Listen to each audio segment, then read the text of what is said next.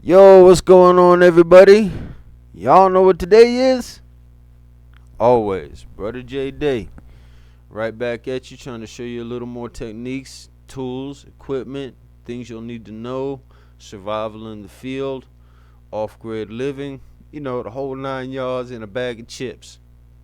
Keep in mind, I'm a little ghetto boy from back in the day, even if I am getting to be an old man now. All these gray hairs. Peace, love, and soul. Get that gold. Do me a favor, y'all. If you want to, like, subscribe, and share. Have conversations. Tell your friends about it. They fucking laugh at you and be like, I didn't know people still did that. But yeah. So, okay, we're going to run through a little bit more on microprocessing. Or maybe I should just say processing micromaterials. Black sand, fine gold, micro gold, flour gold. It occurred to me that you might want to know what the difference is between flour gold and um, um, gold that's okay. There are two types of gold. Like a gold nugget, a big gold nugget is might be kind of roundish or squarish or something to that effect if it hasn't been stepped on or crushed in any way. And if you take that same piece of gold and you take a sledgehammer and whap, it'll be flat like a pancake. All right. So the two shapes operate differently when they're in the water and the water is flowing. Gold that is really flat and squished down, really small, like down to a half a millimeter, millimeter to a half a millimeter, or even down to a nanometer, can be smashed down real flat like a pancake. That's flour gold. Okay, it's tiny regardless, but if it's flat, that to me is flour gold. If it is not flat, that to me is kind of what you would call a picker, because technically you could get your little fingernails down in there and probably grab it with your fingernails or with a tweezer. And the reason you could do that is because it's not smashed down flat. Okay, so I wanted to put that out there. Now, without a whole lot of discussion today, what we're going to do is, I've told you 100 times probably in the last 6 videos, classify, classify, classify. You cannot classify enough. You never get down to a material that is so small that you don't need to classify. You classify no matter how small your concentrates are. Okay, you get down to 2 nanometers material that's running at 2 nanometers, and I'll show you this. I've probably showed this to you before, but if you look in there, you see down in the tube down there, there's an extremely fine mesh screen. That mesh screen catches things down as small as about 2 nanometers. So you will still have blondes even in that. Alright? Unless you've already processed out and all you've got left is black sand. But basically when you're out in the field, what you're going to do is you're going to hook up your sump pump and you're going to take your 5 gallons of material and you're going to put it in a screen like this. This is an office trash can that I bought that has a nice mesh screen on it. This mesh screen, the holes in it are probably about a millimeter, maybe a half a millimeter. It's hard to eyeball it, but I'd say, just for rough guesstimates, about a millimeter.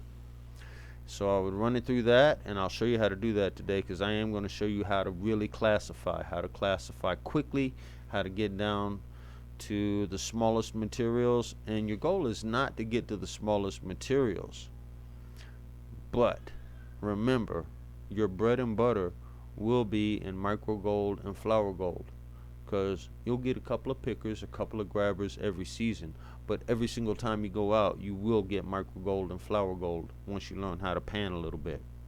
Alright, so don't discount that micro gold and that flour gold, because that's really your bread and butter. Like I say, I make about $80 a month worth of micro gold, and I might only, I might have a month where I don't get a single picker or grabber because of the vicinity I'm in. And when I say the vicinity I'm in, I'm talking about a 30-mile radius. In other words, 15 miles to the east, the west, the north, the south. In that radius, all I'm going to get is micro gold and flour gold.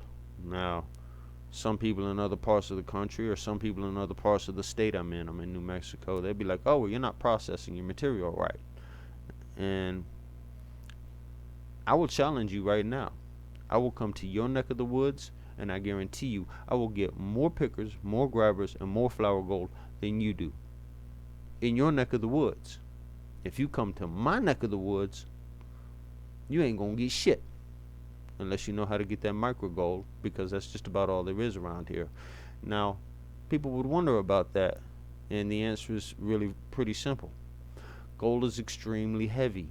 Even flower gold and micro gold will only travel so far on the wind. Okay? In an aurora or a creek or a river that's got good current, a fairly large picker or even a nugget might travel 30 miles in water, but that picker or that nugget won't travel 30 inches on the wind unless it's a hurricane. Okay, so the nearest source of gold to me really is about 50 miles away. That's Baldy Mountain, and I'm kind of giving y'all my geography right here, which I don't like to do. But the nearest source of real gold, where you're going to really find some nice specimens, is Baldy Mountain. And that's the base of Baldy Mountain is 45 miles from here. The peak of Baldy Mountain, geographically, as far as how you would walk it, would be from the base to the summit would probably be another 7 miles, because you're not going to go straight. I already told you, when you're in the mountains, there's no such thing as a straight line. You're going to be zigzagging it up the mountain, so that'd be another 7 miles right there. And keep in mind, from the base of the mountain to the summit of the mountain, you ain't gonna be driving no car. You're just not. You're gonna be walking it. That means travel light. And we've talked about all of that. Okay, so I don't want to talk a hole in your head this time. What I really want to do is I want to show you how to process material as far as classification very quickly. And I'll show you real quick.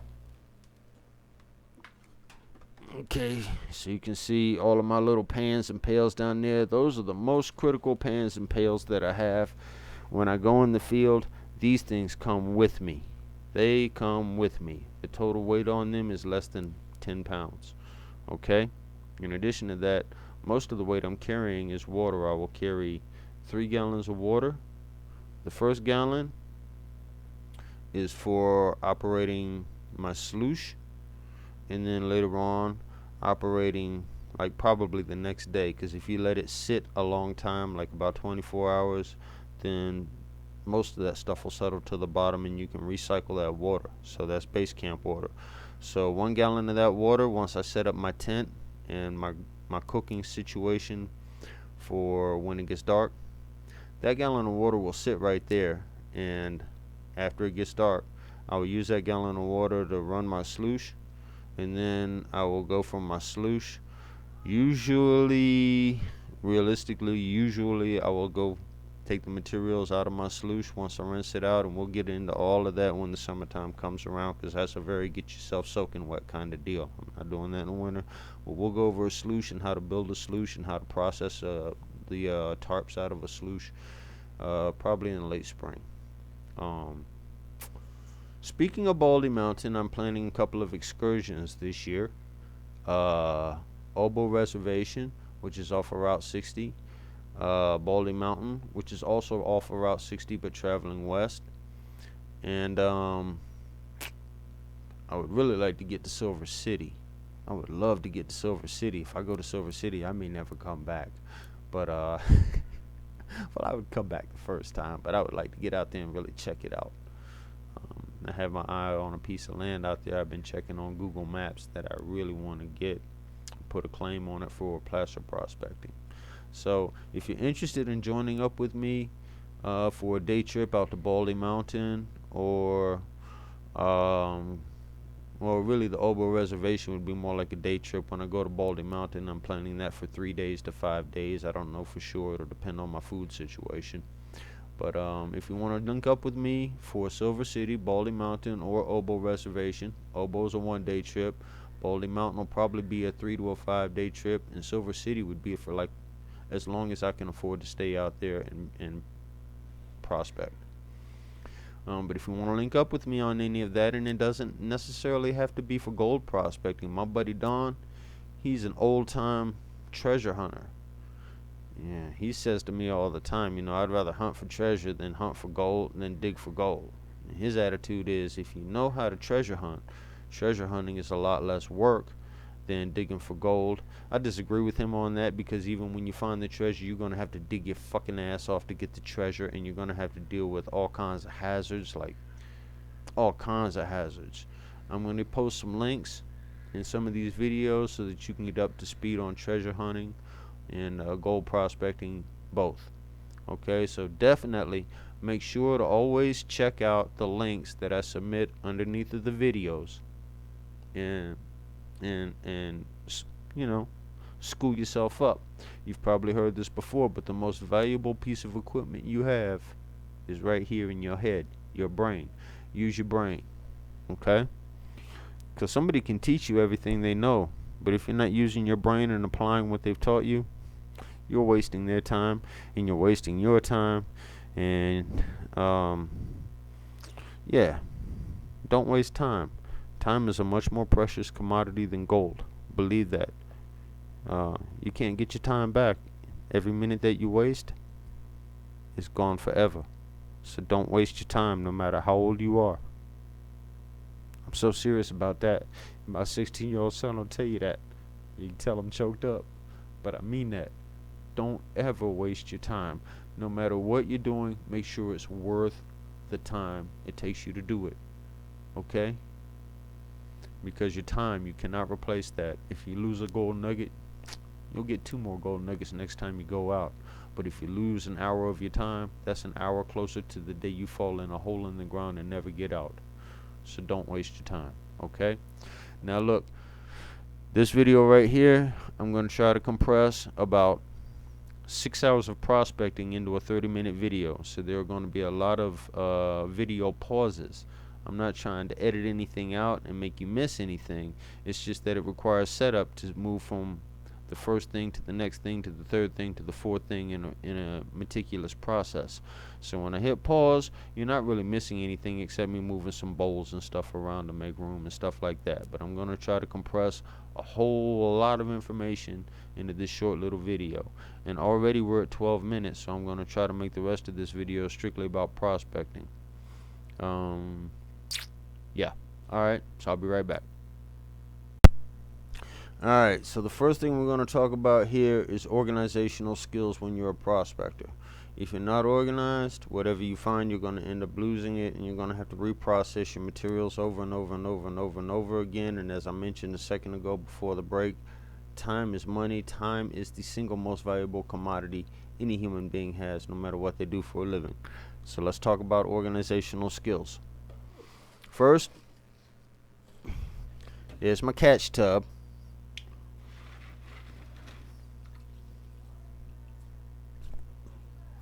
And as you can see, I got a whole lot of material in my catch tub that came out of my pan when I was hand panning. So I'm going to reprocess that. Now on the subject of reprocessing, I recommend 3 times. Once you've processed out the blondes, then you process out the black sand. And then you're going to hand pan. Usually I recommend you hand pan. I don't recommend any kind of automated device for getting out micro gold. I recommend you hand pan it and be patient. Once you hand pan it, you have to have some place to put your materials.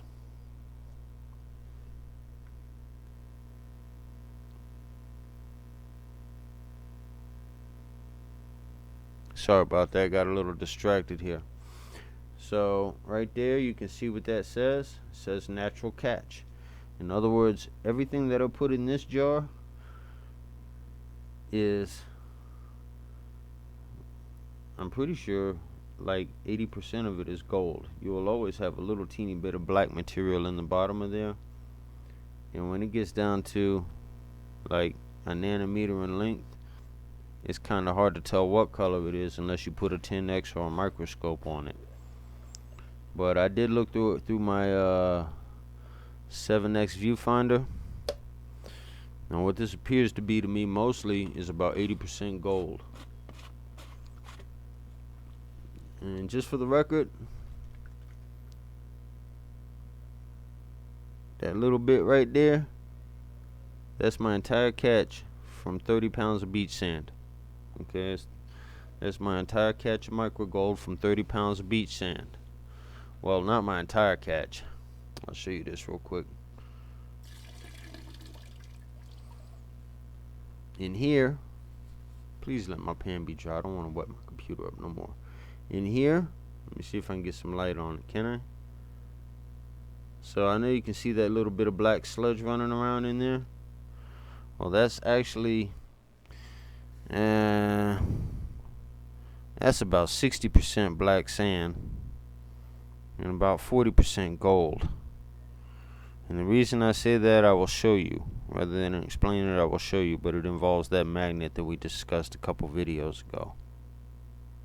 I'm trying to see what else I got in here real quick. Do I have anything good in there? I have a couple of fairly large objects in there, but they're probably iron. I have one that's showing me a little bit of a, I don't know, it's probably iron. But anyway, like I said, I ran a magnet through this material, and I'll show you how to do that either this video or the very next video. And I came up with the remaining that I have left is about 60% black sand. And like I said, black sand could be silver, it could be lead, or when it's really super small like this, you might have some platinum in there that will appear black to the eye, but it's not actually black. It's kind of a smoky translucent. So yeah, I wish I had higher resolution on my video camera so I could show you this, but anyway, we'll get to that. I'll get my buddy Don to get some cameras out, and we'll get you some better pictures in the near future. But anyway, like I said, I ran a magnet through this material right there. So that is about 40% gold and about 60% other materials. Almost all of the materials in that pan are worth something. Separating them is quite difficult. In some cases, it will require a chemical process, and when it gets to that chemical process, I'm going to be really blunt with you. I don't like to do it because it involves mercury and cyanide, and as you know, mercury and cyanide are both extremely poisonous. So I don't like to deal with those. I don't do that until the end of the season, and I do that in a very well ventilated space. Technically, actually, not even in a space. I do it outdoors. It involves roasting the material. It involves a whole slew of things, and I'll be honest with you, when it comes down to the mercury and cyanide process, I strongly recommend you check out some more experienced prospectors on that, because I'm not trying to get you killed, and mercury and cyanide processing will fucking kill you. If it doesn't kill you right off the break from inhaling it, tiny little concentrations of it will give you cancer. Alright, there are other ways to get the gold out, and I'll be honest about it, I'm not that pressed. I'm not trying to die over this shit. We'll talk a little bit more about safety maneuvers in the field in future videos involving, well, not just prospecting, but also involving treasure hunting. There are some very serious dangers to treasure hunting that you should be aware of before you go out in the field. And there are some very serious dangers to simply being in the field. You have poisonous snakes. You have wild animals that are big enough to kill you. Even coyotes. I told you, 1 or 2 coyotes at a time, I'll kick them like a football. But if you've got 6 or 7 of them on you, you're a dead man. Be careful in the field, okay? If you break your leg out in the field and you're a mile from your truck and your truck is 20 miles from town, you're a dead man, okay? If you're in your house and you break your leg, you call 911. But if you're out in the field on a mountain somewhere and you break your leg, you're gonna die, okay? 9 times out of 10, you will die. You will either die of dehydration or exposure to the elements. So be careful. This is not a joke. This is for real, okay? Back to the prospecting. I'm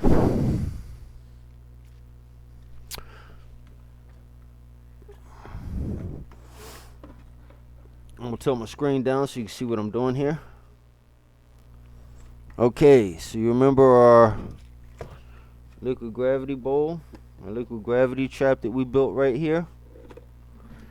And I'm already showing you what I really want to show you. See, you don't need to disconnect anything. You can dump straight out of your bowl, just like that. The materials inside of your bucket right here, your water reservoir, you don't need to disconnect anything, at least not every single time. Maybe if you've been out in the field 3 or 4 days, when you get back to your cabin, you want to disconnect it, clean it all out. That's a good idea. But in general, while you're in the process of doing things, you don't need to clean the bucket out. You have access to everything. You just reach your hand in there. Now watch this.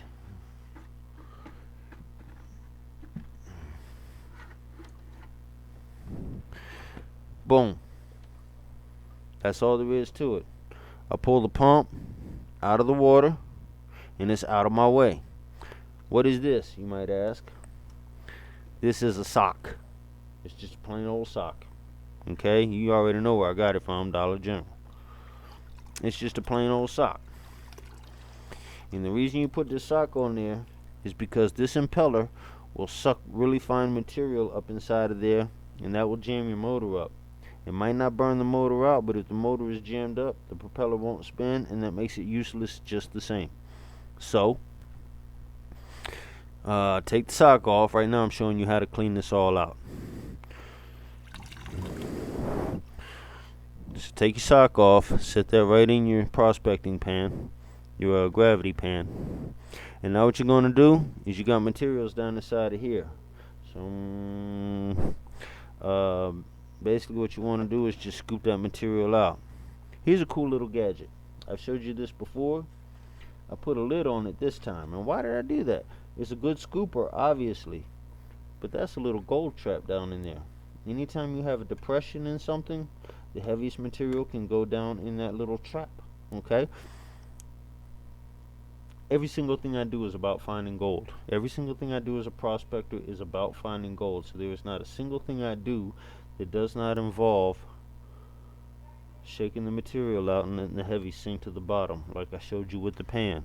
And that's why I told you when I was teaching you the pan that fundamentally, ultimately, there is no way around it. You either know how to pan or you don't. And if you don't know how to pan, you better find another trade, because there's no way to get around panning. There just is no way to get around panning. You have to pan stuff out. Now, I'm not really shaking this down right now because time is of the essence and I want to get to what I really want to show you. But just very quickly, I'll show you. It's like, okay, see that little bit of material right there?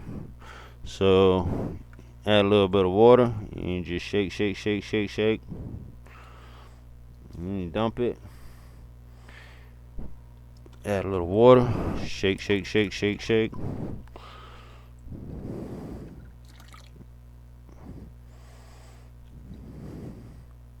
Dump it out. You can dump it pretty forcefully too, because whatever's in there is trapped in there. Now, I don't really expect any gold to be in there, at least nothing I'm going to be able to pick out, because I've already processed this material. It's down in my water reservoir, right? So obviously I've already run this material through my gravity trap at least once. In some cases 2 or 3 times. I really don't expect to find any real material in here, but at least half of this material has only been run through my gravity trap 1 time. And I always run my material 3 times. Why? Well, you might recall that I mentioned the rule of 20%. The rule of 20% states that every time you pan something out, you're going to miss 20% of the material you're trying to get. So if you run the material through 3 times, the first time you'll miss 20%. The second time through, your total catch from the first run and the second run will be up to something close to 90%. And the third time you run it through, your material catch will be close to 98 to 99% complete. That means you won't miss hardly anything. No matter how small it is, you will get somewhere between 98 and 99.5% of that material out. And that's what you want to do. You don't want to miss anything. Now the second and the third run aren't urgent. The first run you want to do it right away so that you can get your pickers, your nuggets, and the majority, the first 80% of your flour gold out. But the second and the third run, they can basically just wait around until whenever you've got time to do it, because the amount of material you're going to extract in the second and the third run is microbial compared to what you're going to get in the first run. Okay? Yes, microbial is a word. I used to have a friend that told me that I like to pick a bunch of words that didn't exist, and I give credit to my elementary school principal who required us students to learn 10 new words a day every single day, 280 days out of the year. Now when you do that for 3 years in a row, because I was in that school for 3 years, you get quite a strong vocabulary. So yes, microbial is in fact a word. And what am I doing right here? Well, obviously I'm stratifying. I just do it. It's just a habit at this point. I stratify stuff even when I don't need to. But yeah, I'm stratifying. And I do use this pan sometimes as a pan, as a gold pan, because it's got these little grooves. Can I show it to you without jumping the water out? No, I can't. Hold up. Well, actually, let me just chill. I have to reset for a second, and we're going to move to the next step in the process. But you see, the first thing I'm showing you how to do is how to clean out your water reservoir and how to clean out your gravity bowl. Okay? So that's the first thing you need to know how to do, because it's only going to be new one time, and after that you're going to be using it. It won't be new after that. So you're going to need to know how to clean it out. And the main point you should take away from this video right here is that you don't need to disassemble your gravity bowl system in order to clean it out. You see me cleaning it out right now. I haven't disassembled anything. Okay? Alright. Alright, y'all, we're back. Sorry for the video blip. Let me show you this real quick. That's a rack of big ass rocks. Okay? Those rocks would not fit through these little holes in this plant potter. That's what this is. This is a pot for plants, and these holes are excellent for getting rid of your for separating your 1/2 inch and larger rocks from anything smaller than a 1/2 inch. And the way you would do that is you would take it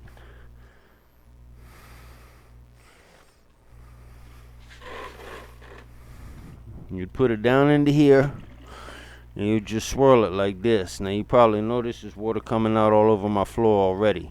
So I'm not really going to get into that, because all I have in here is rocks bigger than a 1/2 inch. So there's really nothing going to go through that hole anyway right now. At least nothing critically important. So let me drain that off. Set that back over there. But I did want to show you the very first step. The very first step is I have two of those plant potters. Each one of them has 1/2 inch square holes at the bottom. So I put one inside of the other, and I shake in the water, and sometimes I'll even hose it down on top, and I'm shaking that, and it makes all of the rocks that are smaller than a 1/2 inch go through those holes in the bottom. And once those rocks go through the hole in the bottom, I'm left with everything 1/2 inch or smaller. Okay, so after the 1/2 inch or smaller, I have the next step. And the next step is not this. I told you this is an acceptable classifier, but it's really not very good. So what I actually do, and this is the way I've been doing it for about a year. I showed you both of these cans right here.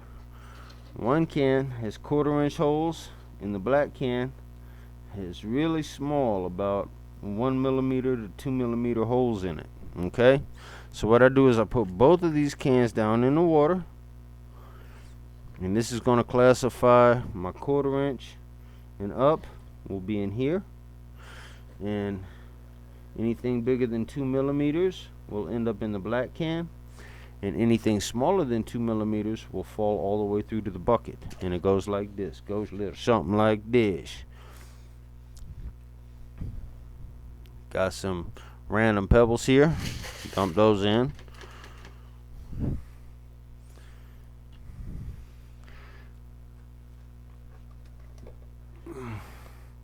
Got all of the sand that I pulled out of my water reservoir. I'm gonna dump that in here too. At least I'm gonna try to, if it'll come out.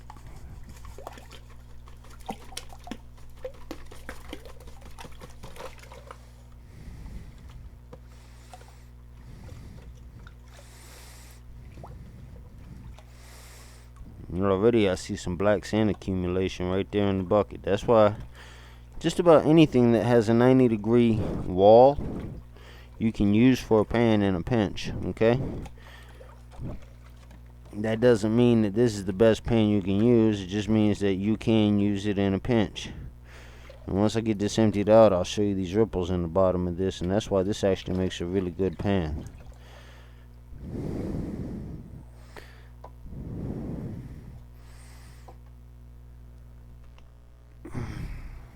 See those ripples in the bottom of it?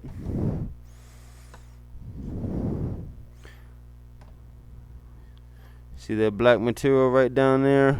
Right down there? That's golden black sand, okay? And that took what? Half a minute? Not even that long. But I'm gonna put it all in my on my screens. Can't see what I'm doing, can you? My fault. Here you go. So I'm gonna put it all on my screens. All of it. Black sand, desert sand. This is a mix of everything. Black sand, desert sand, stuff I got from the mine. Some kind of cork, no. This is a weird little thing right here. Can you see it? That little rock right there, that is a rock. But watch this. I'll see if it'll do it again.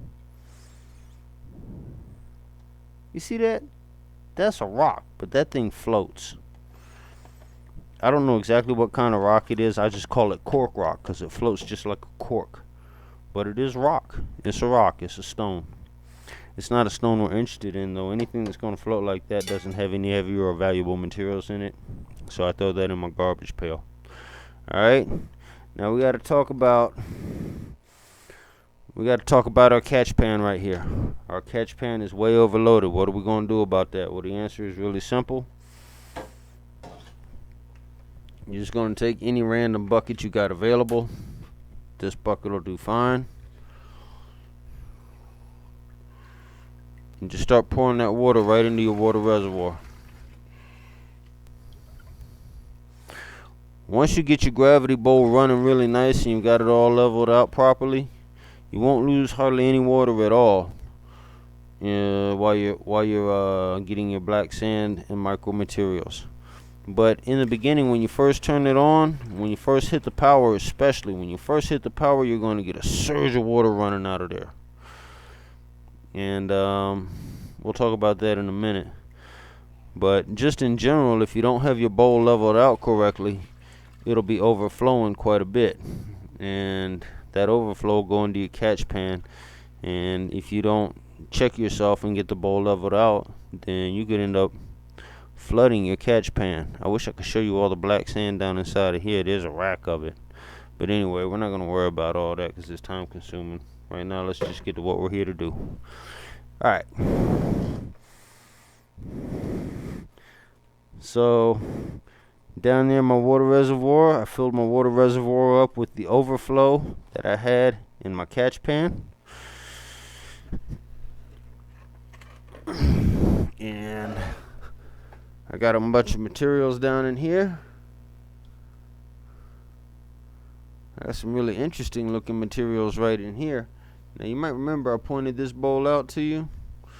And you can't actually sample straight out of this.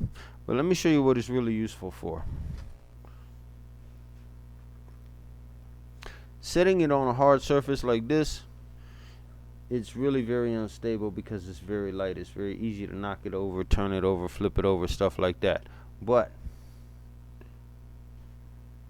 it's probably a piece of pyrite. If you set it in water, and I'll show you, see it floating around in there? Now when it's in water, especially with a little bit of rocks or something in there, it becomes extremely stable. Like, I could actually run this gravity bowl right now with that in the water reservoir, and it would not flip over. Okay, so it's really an extremely stable catch pan right there, and I like that. And what you can do is you just shake it like this. Shake, shake, shake, shake, shake. Dump off the lights and the raw material you don't want. Shake, shake, shake, shake, shake. And just like with any other pan, all of your heavies will be down here in these little nipples at the bottom. Nipples, he said nipples. And all of your lights will be right up here. And just like dry panning, you can just scoop the lights off. You ain't got to worry about it. Shake, shake, shake, shake, shake. Spread it out to all 5 of the nipples on the bottom. It makes it better. It works a little bit better as far as trapping stuff. Because remember, these big rocks that are of light material will push out very small little bits of gold. So you shake it all down in the nipples real good. Shake, shake, shake. Dump off the lights. When you got water in here, it's very important you don't shake all the way to the side. Because if you do, your heavies will travel to here and then they'll pour out. Shake at an angle like that. Get the heavies in the bottom of the nipple. Then you can pour it forward and scrape off the lights. Now, time is a commodity right now, especially for you guys. I'm not trying to waste your time. So what I'm going to do is I'm going to dump all of this right in here. Not that concerned about it because we're going to run this material through our gravity bowl in a few minutes anyway. My screen right here, I don't need this screen because remember that black can I showed you with the mesh on it? The mesh on it is about the same as the mesh right here. This is about a 1 millimeter, is about a 5 nanometer mesh to a 1 millimeter mesh. Blah. 5 nanometer to 1 millimeter mesh. My black can here is about a 1 to a 2 millimeter mesh. So that's good enough. I'm really not going to need this very much for what I'm about to show you. This is kind of important right here, and I want to show you this going back very briefly to being organized.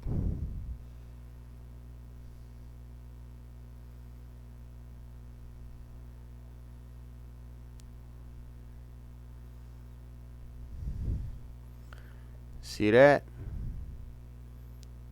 See that tiny little shiny thing on the tip of my finger? That is a piece of silver.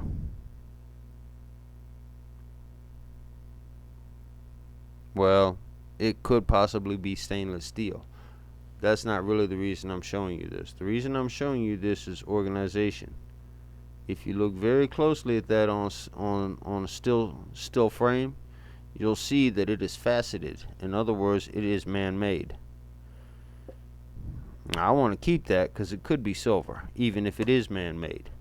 But that goes in my man-made catch. Because when you're out there, especially in the river, you will get a lot of man-made materials that'll wash up. Some of them will be little pieces of gold jewelry or silver jewelry. You don't want to throw them out just because they're man-made. They're still gold and silver. I'll be honest with you, that's probably stainless steel that I just put in there.